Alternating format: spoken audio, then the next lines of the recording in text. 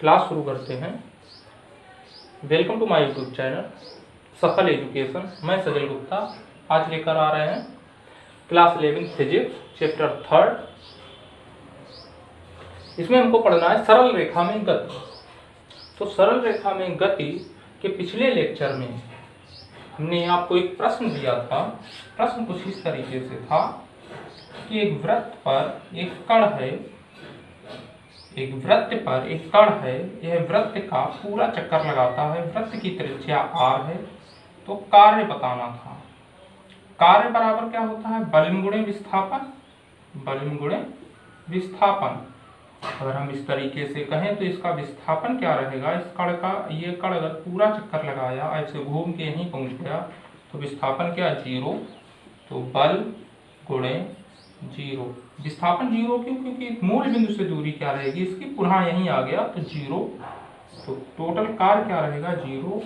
जब भी कोई कण वृत्त पर चलता है या कहीं कोई कण कहीं गया या कोई कार कहीं गई, वहीं पर वापस आ गई, तो ऐसे केसेस में हमेशा कार्य क्या रहेगा? 0।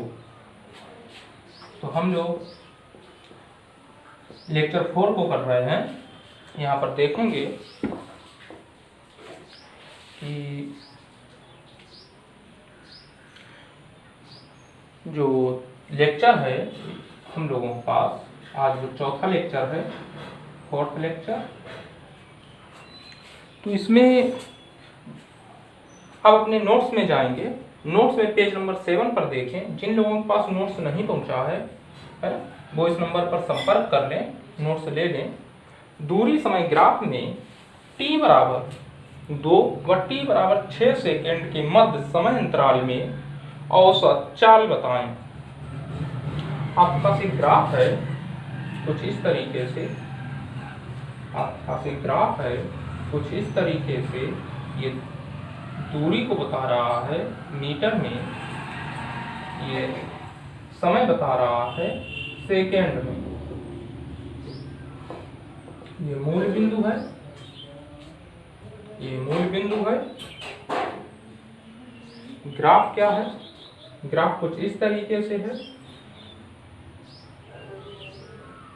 यूं कोई पार्टिकल यहाँ है A, पार्टिकल है यहाँ पर B, ठीक है। तो A से B में तय की गई दूरी बतानी है। आपको औसत चाल यहाँ पर बतानी थी। यहाँ पर हम फिगर बना दे रहे हैं। 1, ये 2, 3,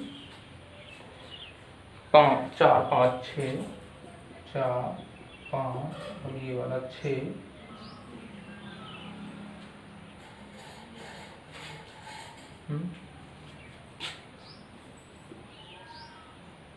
5 और ये कितना है? 40, ये 15, ये 25,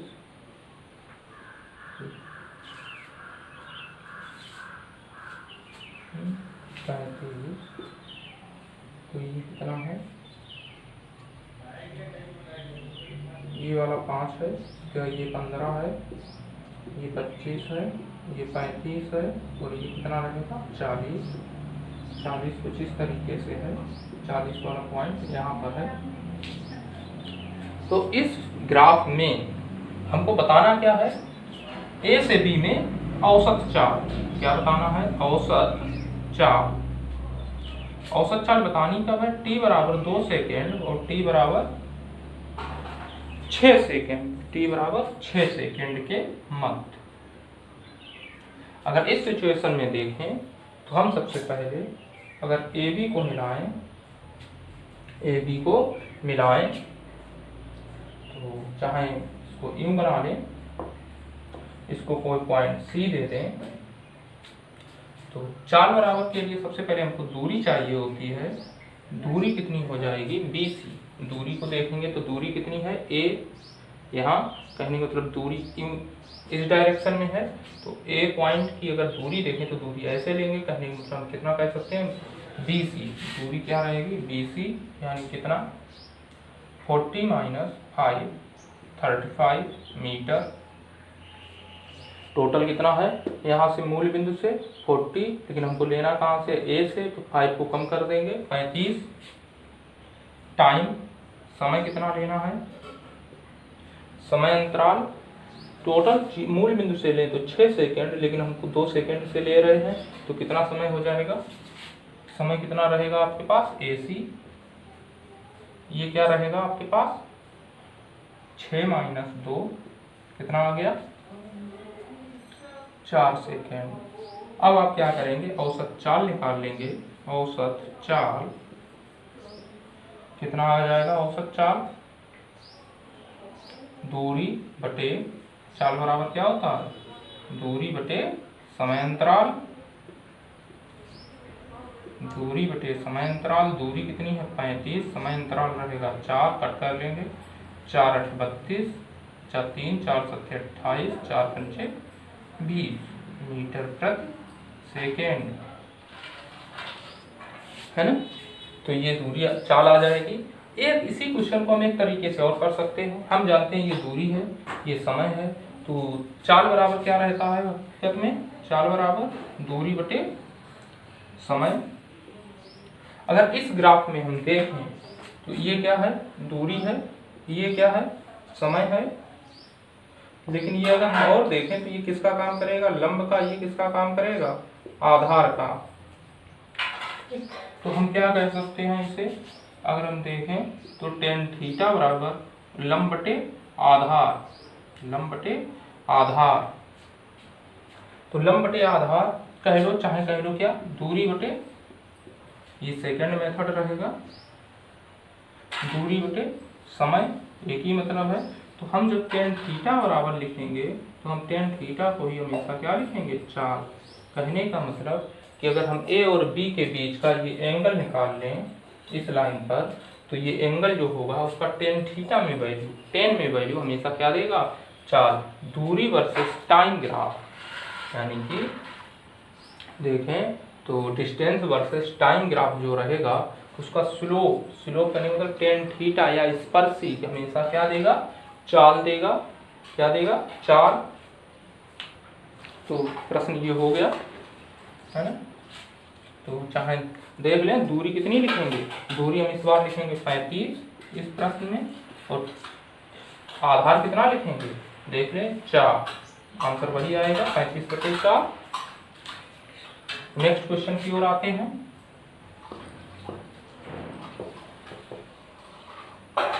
नेक्स्ट क्वेश्चन,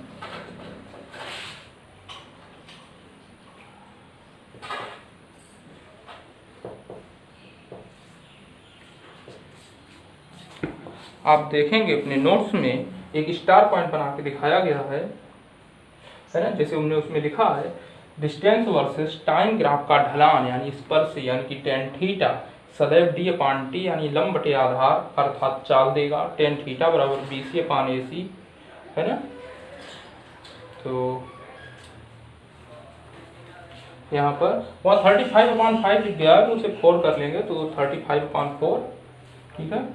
स्थिति समय ग्राफ, एक अगला क्वेश्चन है कि स्थिति समय ग्राफ t बराबर 2 और t बराबर, नोट्स में देखेंगे t बराबर 2, t बराबर 3, t बराबर 4 व t बराबर 6 एंड t बराबर 3 और t बराबर 4, t बराबर 6 व t बराबर 6 पर औसत वेग कितने होंगे।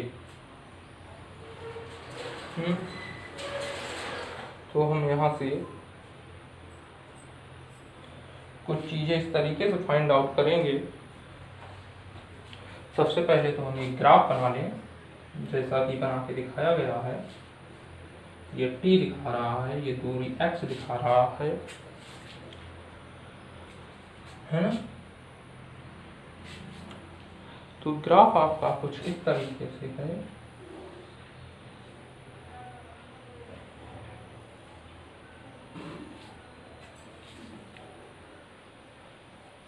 जीरो, 1/2, 1 2 3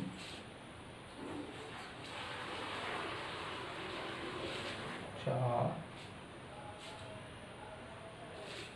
5 और 6, ये A है, ये B है। यहाँ से हम देखेंगे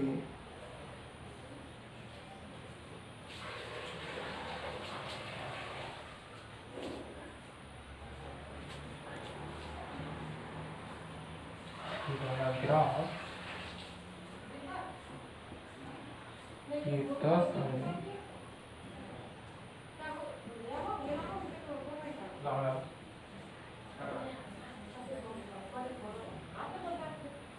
ये ऐसे है, ये 8 है। अब जल्दी जल्दी ग्राफ बना लेते हैं। 15, 20, 25 और 30।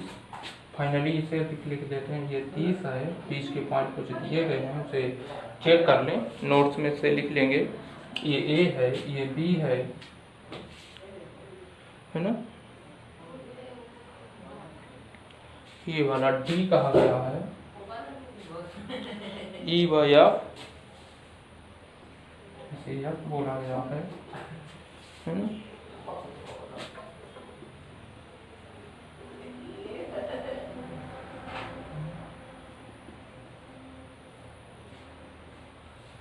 ठीक है, चलिए प्रश्न को सॉल्व कर लेते हैं।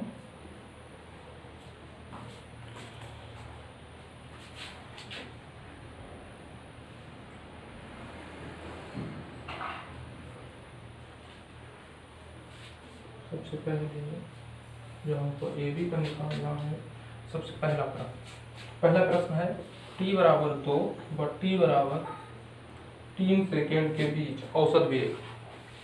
यहाँ पर क्या निकालना है के बीच, इतने के बीच औसत वेग।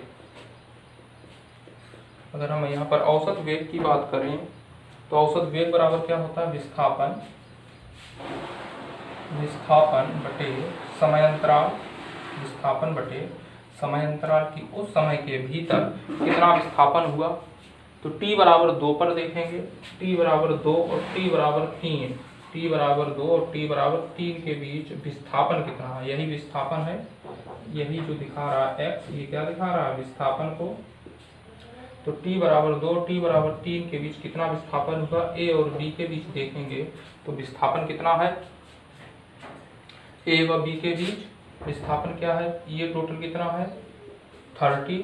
तो विस्थापन इस केस में कितना हो गया, विस्थापन 30 माइनस 10। देखें a और b के बीच अगर हम विस्थापन को चेक करें तो ये कितना है 30 माइनस 10। देखिए टोटल अगर हम लें मूल बिंदु से तो 30 इतना लेना है, यानी 10 को कम कर दिया, बचा कितना 20। नेक्स्ट क्या है कि समय अंतराल देखना है, तो समय अंतराल बहुत आसान है, कितना है 3 माइनस 2 यानी 1। तो औसत वेग क्या हो जाएगा, औसत वेग बराबर विस्थापन कितना 20/1, पहले मतलब 20 मीटर प्रति सेकेंड, 20 मीटर प्रति सेकेंड।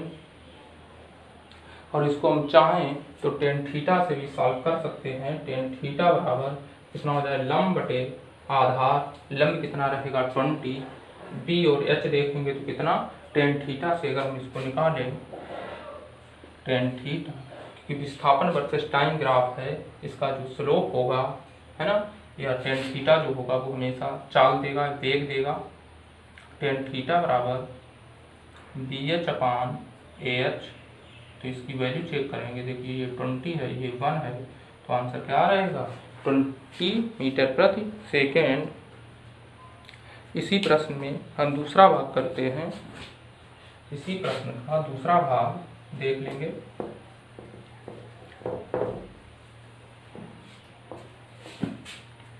क्या है t बराबर 3 व t बराबर 4,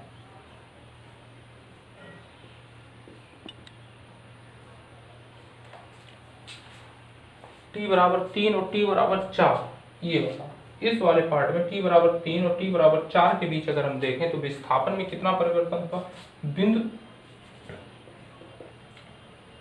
3 सेकेंड पर, 3 सेकेंड पर पार्टिकल कहाँ है, है ना 30 मीटर, है ना। पार्टिकल की स्थिति क्या है 30 मीटर, स्थिति t बराबर 4 सेकेंड पर स्थिति क्या है अब भी 30 मीटर।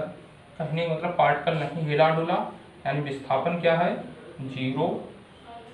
देख ले 30 था, b से d चला गया, रहा 30 ही, तो विस्थापन कितना हुआ 0। कतई नहीं हिला डुला, पार्टिकल कतई नहीं हिला, ऊपर जाता तो चलता, इधर जा रहा है यानी समय बढ़ रहा है, लेकिन पार्टिकल की स्थिति नहीं बदली, तो विस्थापन कितना 0। तो औसत वेग बराबर विस्थापन बटे समय अंतराल, विस्थापन 0, समय अंतराल कितना 4 - 3 यानी 0। नेक्स्ट क्वेश्चन करते हैं इसी का।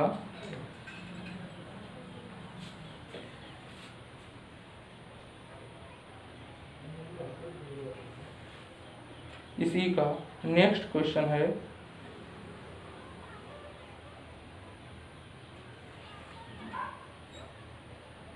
t बराबर, क्वेश्चन आगे पीछे हो गया, कोई बात नहीं, अभी हम एक और कर लेते हैं। t बराबर 4 और t बराबर 6 के बीच, t बराबर 4 और t बराबर 6 के बीच, तो हम t बराबर 4 t बराबर 6 के बीच वेग देखेंगे 4 और 6 के बीच, यानी ये 4 और 6 के बीच अगर हम पार्टिकल देखें, यानी पार्टिकल की स्थिति क्या होगी DE कुछ इस तरीके से। 4 व 6 के बीच विस्थापन चेक करेंगे। विस्थापन पहले पार्टिकल कहाँ पर था देख ले, इस वाले में विस्थापन किस आधार पे आएगा, पहले पार्टिकल की स्थिति क्या थी, विस्थापन निकालने में पहले स्थिति पहले क्या थी, पहली स्थिति 30, बाद की स्थिति क्या है, बाद की स्थिति आपकी रह गई 8। तो हम जानते हैं विस्थापन में क्या होता है, विस्थापन है ना x2 - x1 निकालते थे, है ना, अंतिम से प्रारंभिक घटाना है, तो 8 - 30 करेंगे तो आएगा -22। विस्थापन सदिश राशि है, तो यहाँ हम देखेंगे यहाँ से यहाँ गए तो प्लस में जा रहे हैं, 10 से 30 हुआ था तो 20, लेकिन यहाँ 30 से 8 हो रहा है यानी -22। तो हम यहाँ से औसत वेग लिख लेंगे, औसत वेग बराबर विस्थापन कितना -22 अपान समय अंतराल 6 - 4, कहने का मतलब कितना आ गया ये -22/2 11 मीटर प्रति सेकेंड। जो हमारे पास नेक्स्ट है t बराबर 6 पर ग्राफ, t बराबर 6 पर निकालना है, t बराबर 6 पर। अगर हम t बराबर 6 पर देखें या t बराबर 6 के बाद, एक ही मतलब होता है, t बराबर 6 के बाद, t बराबर 6 के बाद अगर हम चेक करें यानी यहां से, तो ग्राफ क्या है ना, t बराबर 6 पर, ठीक है, एग्जैक्ट जब 6 पर आ रहा है तो स्थिति क्या हो रही है कि जो विस्थापन है, विस्थापन वो क्या हो रहा है,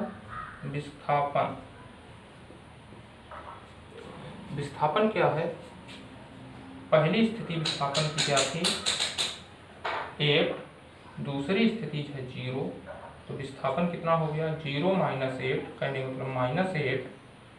और समय अंतराल देखेंगे तो समय अंतराल 8 जब था तब भी 6 सेकंड पर था, 8 था तब भी 6 सेकंड पर था, और 0 था तब भी 6 सेकंड पे था, यानी समय अंतराल 0। तो औसत वेग चेक करें भाई, समय अंतराल कितना हुआ, यानी कि 8 से 0 आने में समय अंतराल कितना है, 6 पहले था 6 अब भी है, तो समय अंतराल 0। औसत वेग चेक करेंगे विस्थापन बटे समय अंतराल, यानी इस चाल क्या है इनफाइनाइट है, और हम समझ लेंगे। देखिए अगर चाल इनफाइनाइट है तो समय नहीं बढ़ रहा है, समय क्या बढ़ा, इस केस में EF केस में चेक करो क्या समय बढ़ रहा है, नहीं, लेकिन चाल फिर भी आपकी क्या हो रही है, वो बढ़ रही थी।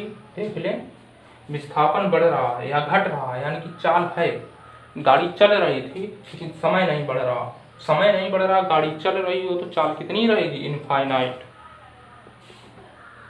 समझदार हैं कि अगर समय उतना ही है और गाड़ी चल रही है तो गाड़ी कितनी की स्पीड से चल रही होगी, इनफाइनाइट की स्पीड से।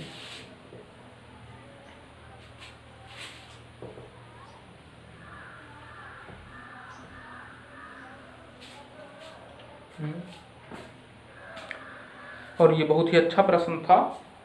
अब हम एक नोट देखते हैं, और नोट आपके पास ऐसे कुछ बनाया गया होगा, उसमें लिखा है कि जब गतिमान वस्तु दो स्थानों के बीच d1, हम यहाँ पर औसत चाल की बात कर रहे हैं कि औसत चालें कैसे निकलती हैं।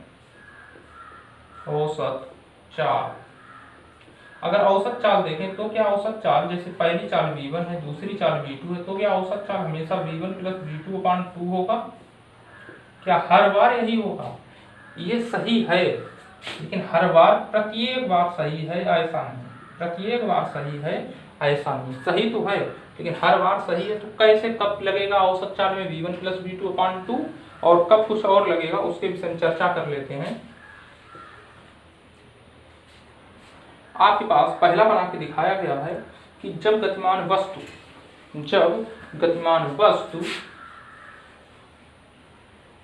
दो स्थानों के बीच d1 दूरी v1 की औसत चाल से, है ना, और d2 दूरी v2 से और d3 दूरी v3 से चले, तब औसत चाल क्या होगी।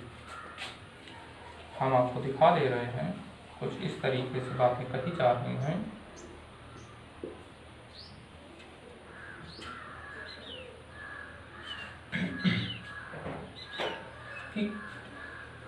सवाल ये है, कोई गतिमान वस्तु है वो दो स्थानों के बीच d1 दूरी जब चलती है, d1 दूरी तो चाल है v1, जब दूरी है d2, कहने मतलब a से b चलता है d1 दूरी, b से c जो है वो है d2 दूरी, तब चाल है v2, c से d जो है ये चाल है, दूरी है d3, लेकिन चाल है v3। तो ऐसे केसेस में आपको निकालना क्या है, औसत चाल। औसत चाल के केस में इस कॉन्सेप्ट में हम ये देखेंगे, औसत चाल के इस कॉन्सेप्ट में हम ये देखेंगे कि इसमें दूरी दी गई है और वेग दिया गया है, दूरी दी गई है और चाल दी गई है। एक ही मतलब है, दूरी दी गई है और चाल दी गई है। यहाँ क्या नहीं दिया गया, ये कौन सा हमारा केस है जिसमें क्या गिवन नहीं है, समय ना दिया जाए। समय ना दिया जाए, जब समय ना दिया जाए तो आप सवाल को कैसे कर पाएंगे। टाइम नहीं गिवन है, d1 दिया गया, d1 दूरी चल रहा है v1 की चाल से, d2 दूरी चलता है v2 की चाल से, d3 दूरी चलता है v3 की चाल से, तब औसत चाल बतानी है। तो ऐसा नहीं करेंगे v1 plus v2 plus v3/3, तो गलत है। तो देख लेंगे, यहाँ पर हम लोग जानते हैं औसत चाल बराबर कुल दूरी बटे कुल समय अंतराल। तो कुल दूरी की बात कर ले, कितनी है, d1 d2 प्लस d3। समय नहीं दिया गया है, अगर समय नहीं दिया गया है, पहले वाला कितने से चलेगा, डेल्टा t1 से, दूसरा वाला डेल्टा t2 से, तीसरा समय डेल्टा t3। हमने ऐसा मान लिया कि जो पहले d1 दूरी चलने में जो समय लगा वो डेल्टा t1 है, दूसरी दूरी चलने में जो समय लगा वो डेल्टा t2 है, तीसरी दूरी चलने में जो समय लगा वो डेल्टा t3 है। और हम यहाँ से यह जानते हैं क्या कि d बराबर v इंटू टी, है ना, एक ही मतलब है। d बराबर क्या होता है, v इंटू डेल्टा टी कह रहे हैं, तो डेल्टा टी बराबर क्या आ जाएगा, d/v। डेल्टा टी बराबर क्या आ जाएगा, d/v। तो इन्हीं वैल्यूज को क्या करेंगे हम लोग यहाँ पुट कर देंगे, तो d1 plus d2 plus d3 divided by, जो ये डेल्टा टी है इसकी जगह हम लिख लेंगे d1/v1 plus d2/v2 plus d3/v3। तो हमारे पास जो कॉन्सेप्ट रहेगा, हमारे पास जो कॉन्सेप्ट रहेगा औसत चाल निकालने का वो यह रहेगा। औसत चाल निकालने का हमारे पास जो कॉन्सेप्ट रहेगा वो यह रहेगा कि अगर कोई गतिमान वस्तु d1 दूरी v1 की चाल से चलती है, d2 दूरी v2 की चाल से चलती है और d3 दूरी v3 की चाल से चलती है, तो औसत चाल कुल दूरी बटे कुल समय अंतराल, जिसमें कुल दूरी d1 d2 d3 हो जाएगी और चाल जो है अपान में कुल समय अंतराल होता है, तो इन दोनों का डिवाइड, फिर प्लस करेंगे इन दोनों का डिवाइड, फिर प्लस करेंगे इन दोनों का डिवाइड, तो ये आ जाएगा निकल के। अगर हम यहीं पर ऐसा मान लें, अगर हम यहीं पर ऐसा मान लें कि d1 बराबर d2 बराबर d3 बराबर d, यानी कि सभी दूरियां बराबर हैं, तो जब सभी दूरियां बराबर होंगी तो हम क्या कह सकते हैं कि ऊपर कितना हो जाएगा d1 plus d2 plus d3, इन सभी को जोड़ें तो सभी जगह क्या रख लेंगे हम लोग d प्लस d, यानी कि जो औसत चाल के लिए हमारा फंडा निकल के आएगा, औसत चाल बराबर d प्लस d अपान में d प्लस d अपान v1 प्लस d अपान v2 प्लस d अपान v3, है ना। तो यहाँ से क्या कर सकते हैं हम लोग,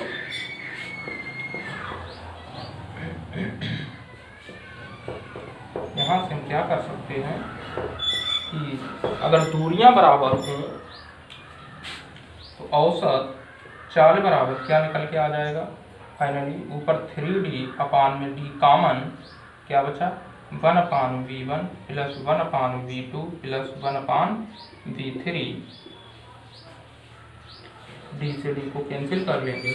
औसत चाल को हम लिख लेते हैं v of average, v average equal to 3 upon 1 upon v1 plus 1 upon v2 plus 1 upon v3, है ना।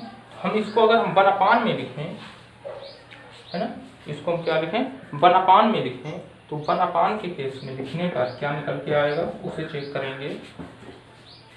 अगर हम इसे लिखें 1 अपान v ऑफ एवरेज, इसे क्या किया, इसे 1 अपान में कर लिया, यानी कि ये पूरा बदल जाएगा, जो 3 है वो 1 अपान में आ जाएगा और ये क्या हो जाएगा, ये ऊपर चला जाएगा, तो ऊपर जाएगा, ये अपान में है 1 अपान v1, तो ऊपर जाएगा कैसा रहेगा 1 upon v1 plus 1 upon v2 plus 1 upon v3।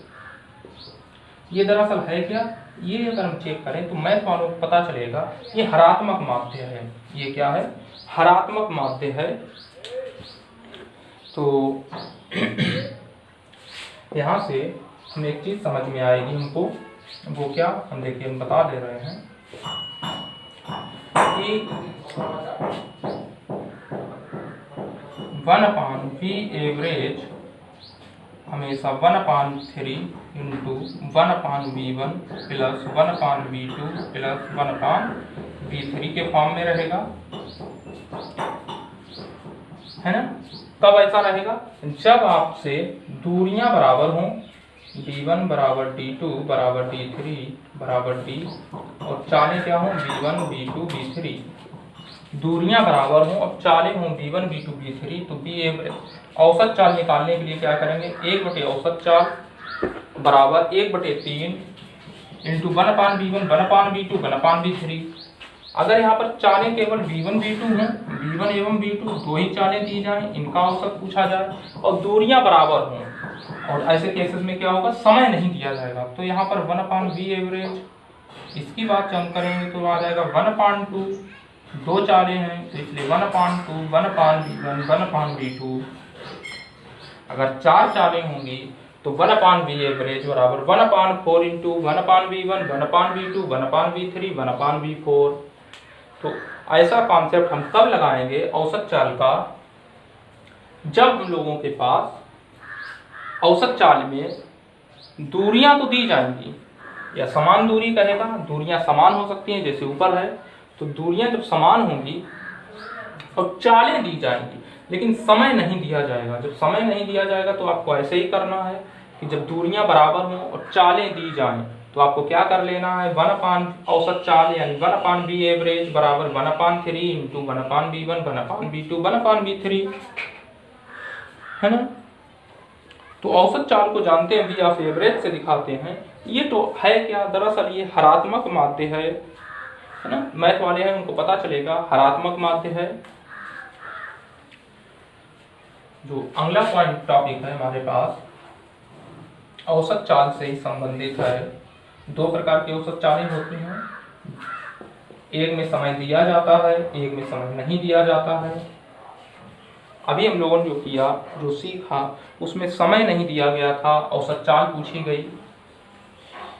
अब दूसरा है औसत चाल जब हमको दूरी नहीं दी जाएगी, जब दूरी ना दी जाए, हम जो दूसरा कॉन्सेप्ट सीखेंगे औसत चाल का, उसमें दूरी नहीं दी जाएगी। तो है किस आधार पे हम देख लेते हैं। जब कोई गतिमान वस्तु डेल्टा t1 समय तक, जब कोई गतिमान वस्तु डेल्टा t1 समय तक, ये A है, B, C and D, जब कोई वस्तु डेल्टा t1 समय तक v1 की चाल से चलती है, डेल्टा t2 समय तक v2 की चाल से चलती है और डेल्टा t3 समय तक v3 की चाल से चलती है। जब कोई गतिमान वस्तु डेल्टा t1 समय तक औसत चाल v1 से, डेल्टा t2 समय तक औसत चाल v2 से, डेल्टा t3 समय तक औसत चाल v3 से चले, तो औसत चाल क्या होगी। तो हम यहाँ पर देखेंगे औसत, ये किस प्रकार की वैरायटी है, जिसमें देखिए दूरी नहीं दी गई है, दूरी नहीं, केवल समय और चाल दी गई है, दूरी नहीं दी गई। तो दूरी नहीं दी जाएगी, तो यानी t1 समय तक v1 से चला, तो औसत चाल देखेंगे। औसत चाल बराबर जानते हैं कुल दूरी बटे कुल समय, कुल दूरी बटे कुल समय। तो हम कुल यहाँ पर दूरी की बात कर लें, हम देखेंगे कि दूरी बराबर क्या होता है, चाल गुणे समय, चाल गुणे समय। तो पहले की दूरी क्या हो जाएगी, इसकी बात करें तो चाल गुणे समय, पहला क्या हो जाएगा v1 into delta t1 plus दूसरी दूरी कितनी हो जाएगी, चाल गुणे समय v2 इंटू डेल्टा t2, तीसरी दूरी कितनी हो जाएगी, चाल गुणे समय यानी v3 इंटू डेल्टा t3 अपान में समय अंतराल कुल समय, तो delta t1 plus delta t2 plus delta t3। तो हमारे पास औसत चाल का ये कॉन्सेप्ट रहेगा कि जब दूरियां ना दी जाएं, ठीक है, तो पहले दूरियां निकाल लें, दूरियां नहीं दी जाएंगी तो पहले दूरियां निकाल लेंगे v1 t1 से, है ना, क्योंकि दूरी बराबर चाल गुणे समय से दूरियां निकाल लेंगे। इसके बाद क्या करेंगे, समय से भाग दे देंगे, दूरी बटे समय हो गया, तो चाल आपको मिल जाएगी। अगर इसी कॉन्सेप्ट में ये कहा जाए कि समय बराबर है डेल्टा t1 बराबर डेल्टा t2 बराबर डेल्टा t3 और बराबर डेल्टा t, समय बराबर है समान समय, समान समय।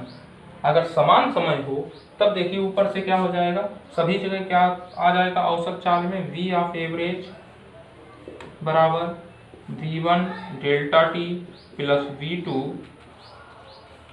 Delta t plus v3 into delta t अपान में delta t plus delta t plus delta t। ऊपर से चेक करेंगे तो डेल्टा t कॉमन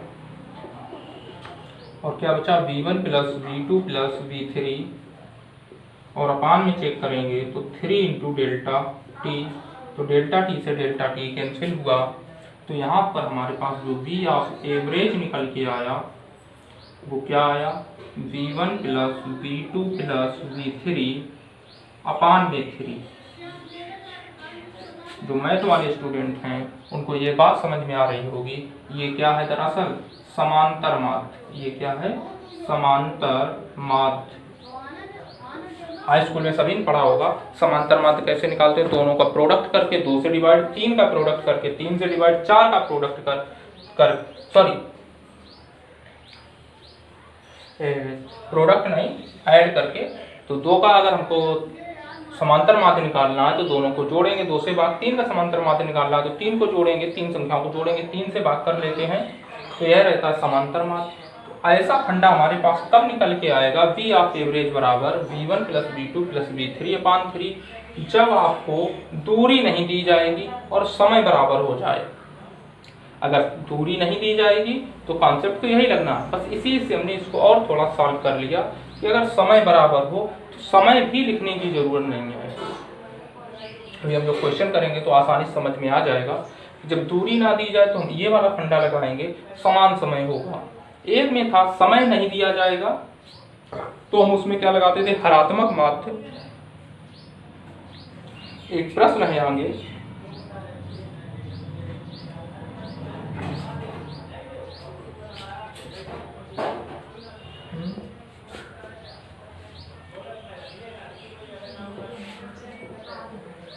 एक प्रश्न है, नोट्स में पहुंचेंगे तो नोट्स में देखिए एक क्वेश्चन लिखा गया है कि ABC करके बनाया गया है।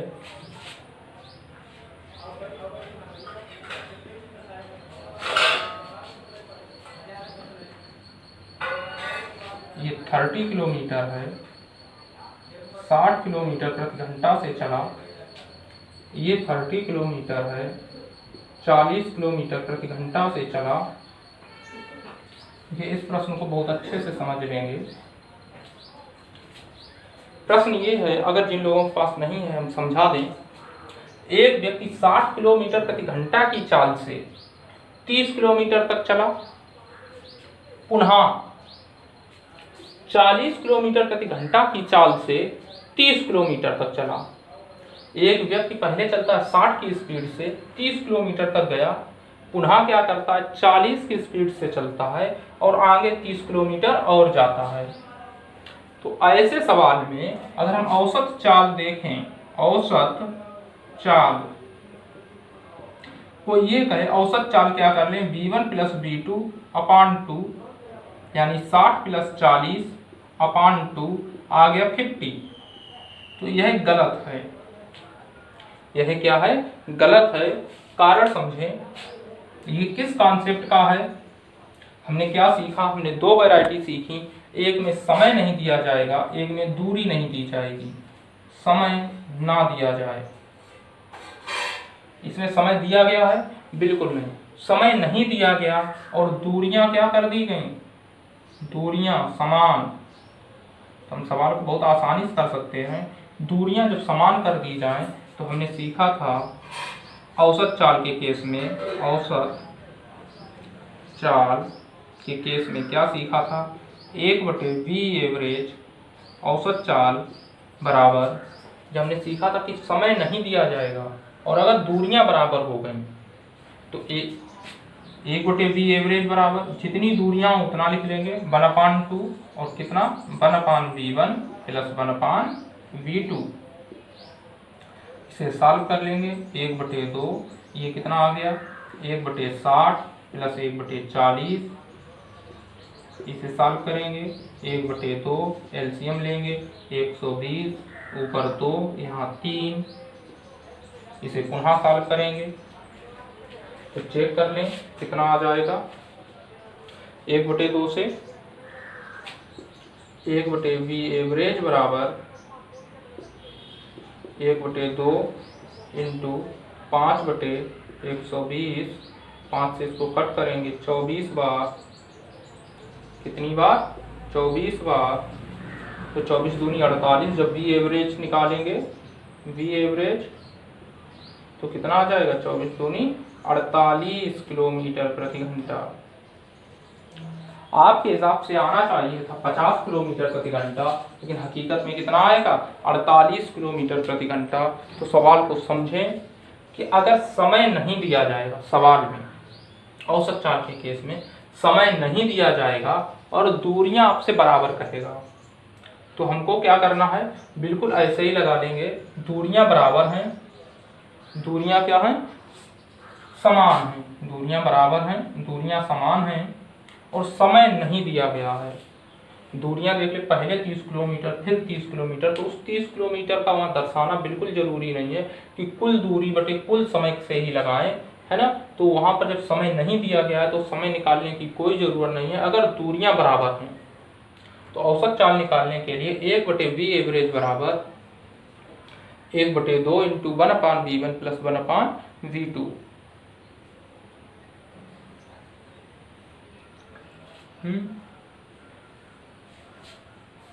तो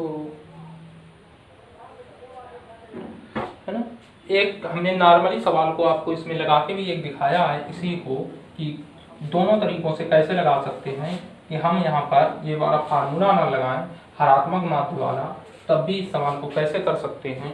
तो आपको क्या करना पड़ेगा, हर जगह समय निकालना पड़ेगा। अगर यहाँ पर हम t1 की बात कर लें तो समय बराबर क्या होता है, दूरी बटे समय बराबर क्या होता है, दूरी बटे चाल। निकाल लिए t1, दूरी 30, चाल 60, कितना 1/2, समय कितना 1/2। यहाँ से t2 निकाल लेंगे, 30/40 कितना 3/4। तो अब औसत चाल निकाल लेंगे, औसत चाल। तो ऐसे केसेस में अगर हम समय से करेंगे तो आपको समय निकालना पड़ेगा। जब औसत चाल बराबर हम ये लिखते हैं, कुल दूरी बटे, मतलब बेसिक फंडा, कुल दूरी बटे कुल समय। बेसिक फंडा, कुल दूरी कितनी 30 प्लस 30, कुल समय कितना 1/2 प्लस 3/4। ये थोड़ा अगर कैलकुलेशन अच्छी है तो ये आसान थोड़ा पड़ जाता है। हालांकि वो चीज़ें हैं उनको समझना बहुत जरूरी है कि हरात्मक माध्य कब होगा कब क्या होगा, तो वो और भी ज़्यादा आसान है। यहाँ से देखेंगे 60, इन दोनों का एलसीएम ले लेंगे, कितना आएगा 4, ये 2 हो गया, ये 3 हो गया, 4 ऊपर चला जाएगा, 60 गुणे 4/5 12, 48 किलोमीटर प्रति घंटा। देखिए आएगा कितना 48 किलोमीटर प्रति घंटा। लेकिन अगर हम 60 प्लस 40/2 कर दें बी एवरेज निकालने के लिए तो 50 आ जाएगा, वो गलत है। तो औसत चाल हम ऐसे भी निकाल सकते हैं, कुल दूरी बटे कुल समय से। तो हमने बनाया यहीं से था, हरात्मक माध्य वाला फंडा भी यहीं से बना, b1 प्लस b2 आ रहा है यहीं से बना है, b1 plus b2 plus b3/3 बनेंगे दोनों यहीं से। लेकिन है क्या कि अगर समय ना दिया जाए तो आप 1/v एवरेज लगाएं, अगर आपको दूरी ना दी जाए तो b1 plus b2 plus b3 लगाएं।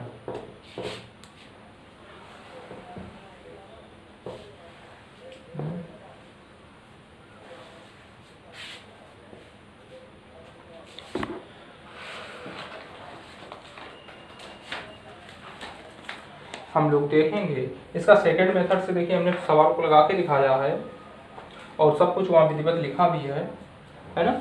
तो हम क्वेश्चन अगला क्वेश्चन देखेंगे। एक आदमी 100 किलोमीटर जाने और आने में 100 किलोमीटर जाने और फिर वापस आने में 2 घंटे लेता, औसत चाल एवं औसत वेग बताएं। ये प्रश्न अच्छा है। एक व्यक्ति है 100 किलोमीटर जाने और वापस आने में कुल समय कितना है, समय 2 घंटा। यहाँ पर हम दूरी की बात कर रहे हैं, दूरी कितनी हो जाएगी 200 किलोमीटर, जबकि विस्थापन क्या हो जाएगा, यहाँ था घूम के यहीं आ गया, जाना फिर आना, तो विस्थापन यहीं 0 हो गया, यहाँ से चला यहीं वापस आ गया तो विस्थापन 0। तो औसत चाल निकाल लेंगे, औसत चाल, औसत चाल, चाल बराबर क्या होता है दूरी बटे समय, यानी 200 बटे समय कितना 2, औसत चाल 100 किलोमीटर प्रति घंटा। जबकि औसत वेग की बात करें तो विस्थापन बटे समय, विस्थापन कितना 0/2, क्योंकि वेग में क्या होता है विस्थापन, चाल में क्या होता है दूरी, तो ये आ गया 0। समझेंगे फिर से। एक व्यक्ति है ए से बी जा रहा है, ए से बी की दूरी है 100 किलोमीटर, तो ए से बी गया 100, वापस आया 100, कुल दूरी की बात करें तो 200 किलोमीटर, लेकिन ए से चला पुनः ए पर आ गया तो विस्थापन कितना 0, समय दिया गया है 2 घंटा, औसत चाल बराबर होता है दूरी बटे समय यानी 200 बटे 2, वेग औसत वेग बराबर होता है विस्थापन बटे समय, विस्थापन 0 तो औसत वेग कितना 0। एक आगे फिर से प्रश्न दिया गया है,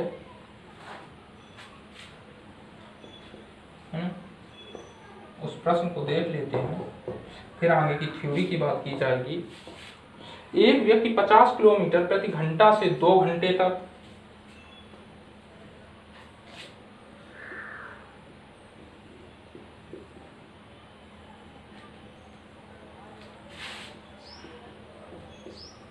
एक व्यक्ति, ये ए है, ये बी है, ये सी और ये डी। क्वेश्चन लिखा है और नोट्स में क्वेश्चन सॉल्व करके भी दिया गया है, लेकिन हम क्वेश्चन को पुनः सॉल्व करवा दे रहे हैं।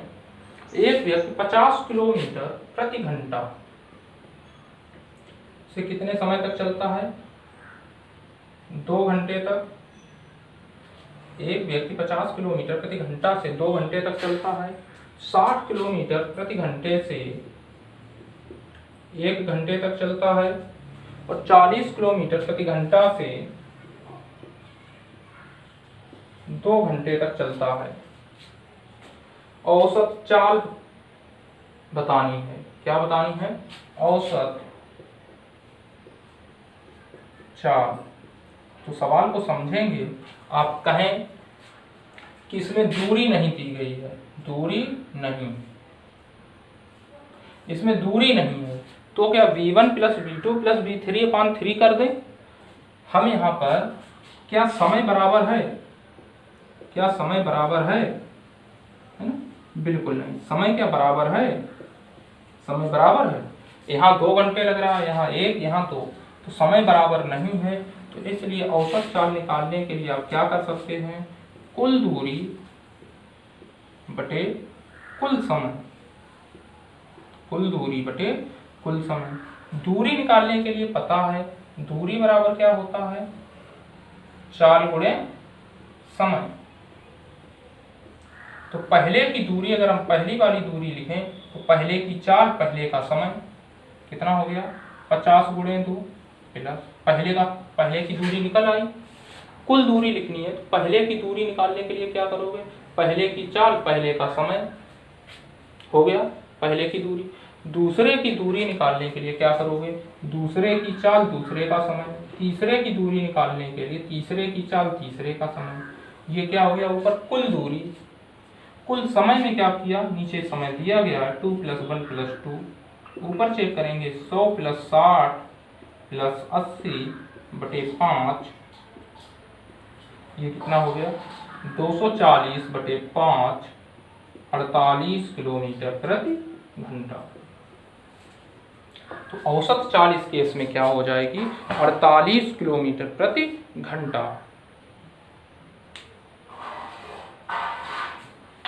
एक क्वेश्चन दिया गया है, एक साइकिल 40 किलोमीटर प्रति घंटे से 2 घंटे तक एवं 50 किलोमीटर प्रति घंटे से 2 घंटे तक चलती है। पहले 40 किलोमीटर चलता है 2 घंटे तक, फिर अगले 50 किलोमीटर चलता है 2 घंटे तक।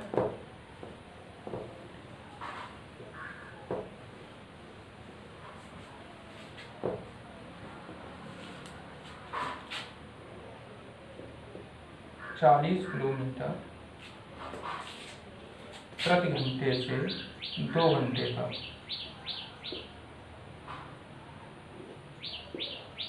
फिर आगे 50 किलोमीटर प्रति घंटे से 2 घंटे तक। तो इसमें दूरी नहीं दी गई है ना, और इसमें समय भी क्या है? समय बराबर, समय क्या है? बराबर। तो औसत वेग, औसत वेग के लिए क्या फंडा हो जाएगा? जानते ही हैं। अगर समय बराबर हो तो आपको कोई ज़रूरत नहीं है कुल दूरी बटे कुल समय लिखने की। आप क्या कर सकते हैं? v1 + v2/2। तो v1 40, ये 50/2, कुल मिला के 45 किलोमीटर प्रति घंटा। और आप चाहें तो कुल दूरी बटे कुल समय से लगा लें।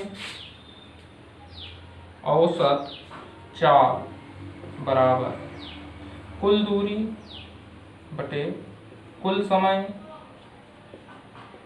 तो कुल दूरी बराबर अगर आप लिखेंगे यहाँ पर तो कितना हो जाएगा, पहले की दूरी 40 गुणे 2, भाई दूरी का मतलब इन दोनों का गुणा प्लस इन दोनों का गुणा बटे कुल समय 2 + 2, ऊपर कितना बन गया 80 + 100 अपान में 4, यानी कि 180 बटे 4, तब भी तो आया 45,